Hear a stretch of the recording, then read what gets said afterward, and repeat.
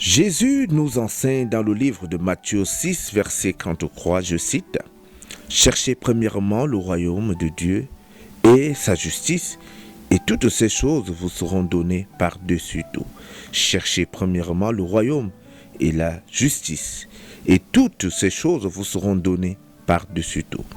Ce verset nous recommande de prier de façon désintéressée.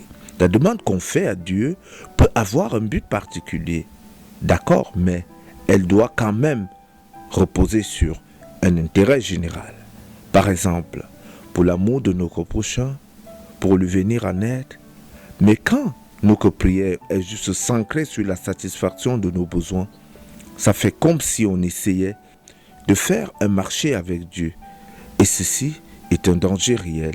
Il faut pouvoir prier avec l'intention première de démontrer à Dieu tout notre attachement à lui, notre amour, de toute notre force et de toute notre intelligence. Mais aussi, pouvoir démontrer l'amour du prochain en pensant à nos frères et sœurs, amis et autres pendant nos moments de prière. C'est en cela que Jésus parle lorsqu'il nous recommande de chercher d'abord le royaume des cieux. C'est en cela que Jésus parle lorsqu'il nous recommande de chercher d'abord le royaume des cieux.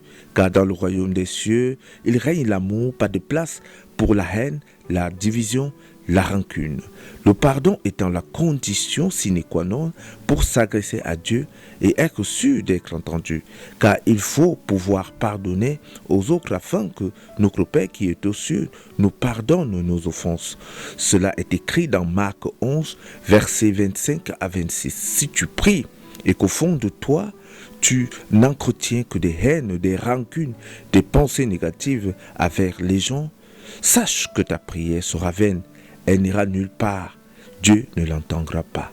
En un mot, nous devons nous assurer que nous sommes purs avant de s'orienter vers Dieu pour lui adresser nos supplications et nos vœux.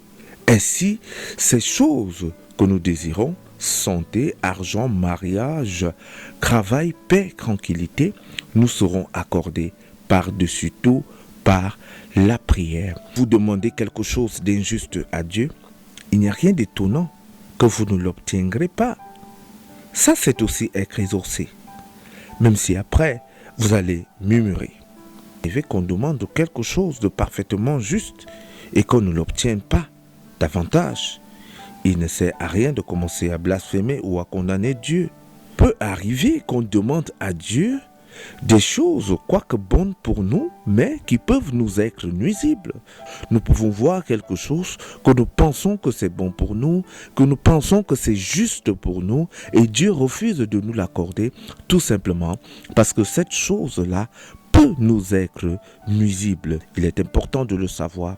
Deuxièmement, beaucoup de prières ne s'accomplissent pas à cause de la paresse ou de la négligence de celles ou ceux qui la formulent. Car beaucoup de personnes pensent que Dieu les exauce sans aucune participation de leur part. Par la paresse et la négligence, nous passons à côté de beaucoup de bénédictions. Ne dit-on pas « aide-toi et le ciel t'aidera ». Ne prie pas. Après, tu commences à somnoler sur tes lauriers. Passe à l'action. Essaie de monter un projet, de réaliser une ambition, de faire quelque chose. C'est ainsi que tu verras la gloire de Dieu sur ton chemin. Beaucoup de femmes veulent par exemple le mariage, mais sont incapables de s'entretenir pour attirer à la vue en prétendant. D'autres veulent du travail sans avoir au préalable des compétences. Donne-toi les moyens pour obtenir ce que tu veux et Dieu fera le reste, car Dieu a besoin que nous soyons des partenaires.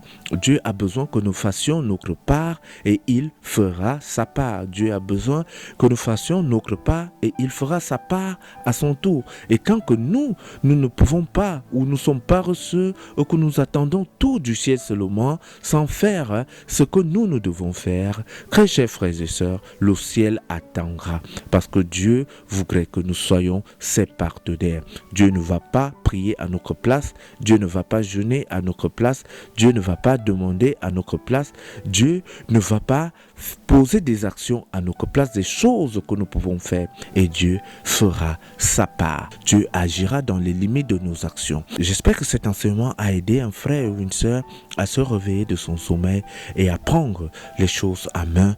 pendant la prière. Il y a des choses que vous devez faire, faites-les, faites ces choses-là, réalisez ces choses-là. S'il faut étudier, étudiez. S'il faut s'entretenir, entretenez votre corps. S'il faut vous reposer, reposez-vous. S'il faut manger, mangez. Ensuite, priez. Dieu fera le reste.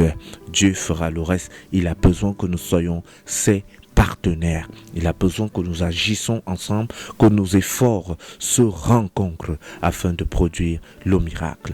Je suis le révérend Aloïs Ateba. Activez la cloche de notification et abonnez-vous à la chaîne pour recevoir de temps en temps des enseignements qui pourront vous aider à mieux agir, à mieux gagner des victoires dans le monde. Soyez bénis au nom de Jésus-Christ.